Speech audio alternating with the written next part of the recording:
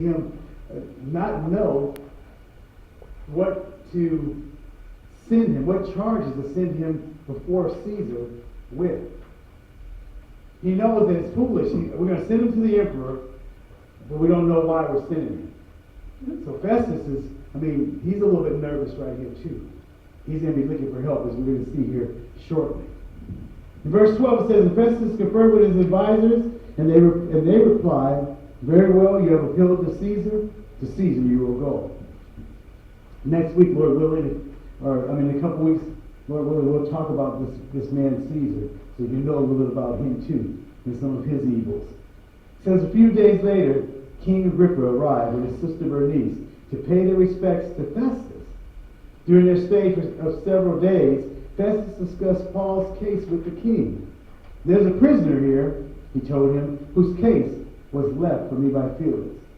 When I was in Jerusalem, the leading priests and Jewish elders pressed charges against him and asked me to condemn him. I pointed out to them that Roman law does not convict people without a trial. They must be given an opportunity to confess their accusations, confront their accusers, and defend themselves. When his accusers came to the trial, I didn't delay. I called the case the very next day and ordered Paul brought in. But the accusations made against him weren't any of the crimes I expected. Instead, it was something about their religion and a dead man named Jesus, who Paul insists is alive. I was at loss to know how to investigate these things, so I asked him whether he'd be willing to stand trial on these charges in Jerusalem. But Paul appealed to have his case decided by the emperor. So I ordered that he be held in custody until I could arrange to send him to Caesar. I'd like to hear the man myself," Agrippa said. And Festus replied, "You will, tomorrow." So we have this guy, we got rid of Felix. He was pulled for not doing right, but now we have Felix was married to Drusilla. I told you she was more like Corilla DeVille in the 101 Dalmatians. That's how she was.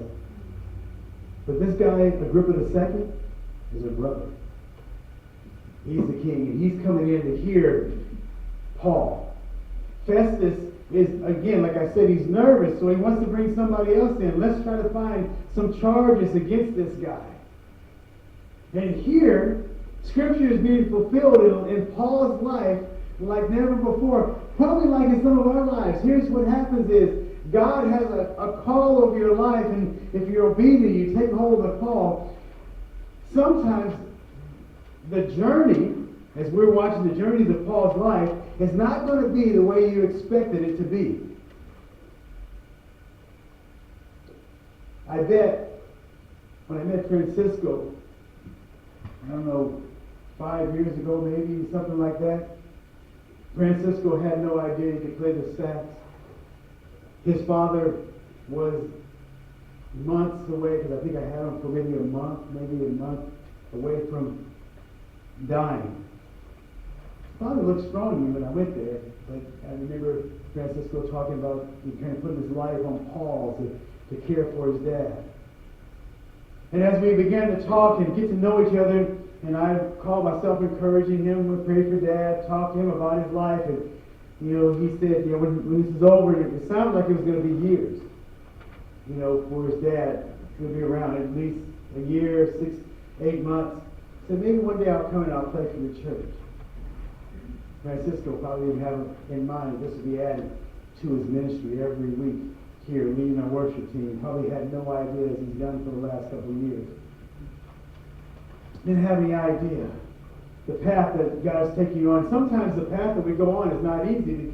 And here's the thing. When you're called to do that, are you willing to give up what God has given you? Basically, your life. In the back there, there's we don't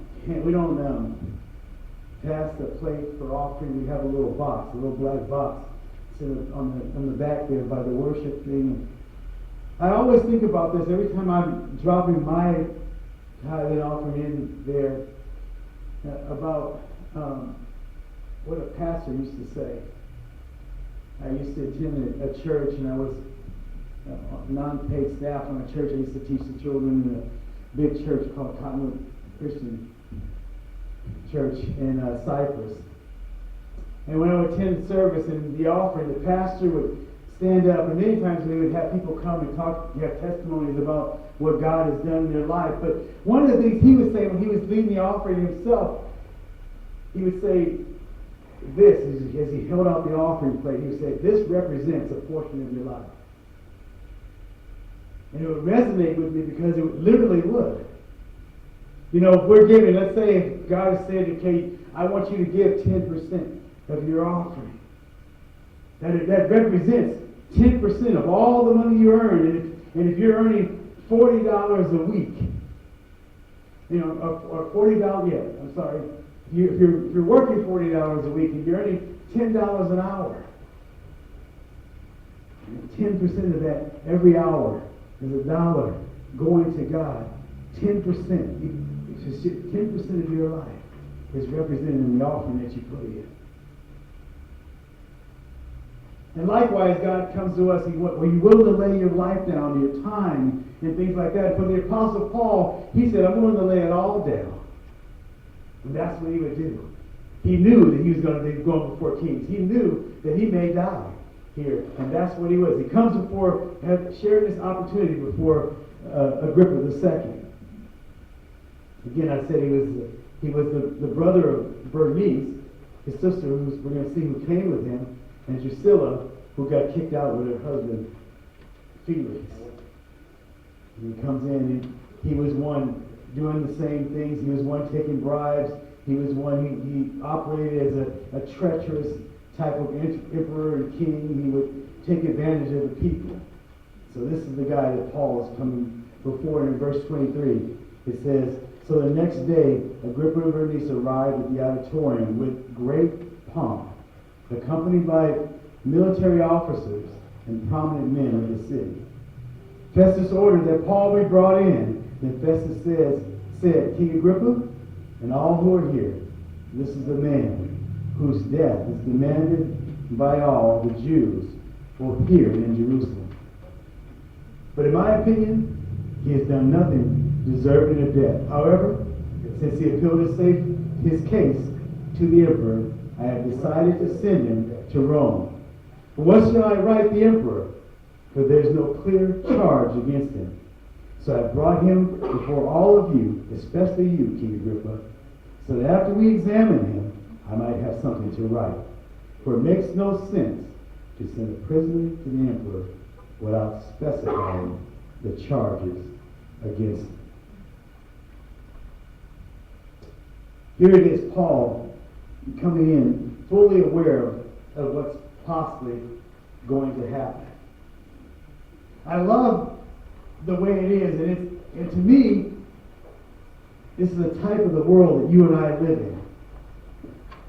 Last night I was thinking about this as we were at the UCLA game, and at the UCLA game, as it comes on, there's a screen. It's not like when I played football. By the way, Ladd was a football player too.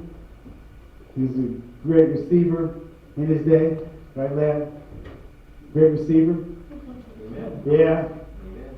And so, Paul, these guys, here he is. He's coming in. And right before the game, last night, the UCLA game, they did something that I was not accustomed to in my day.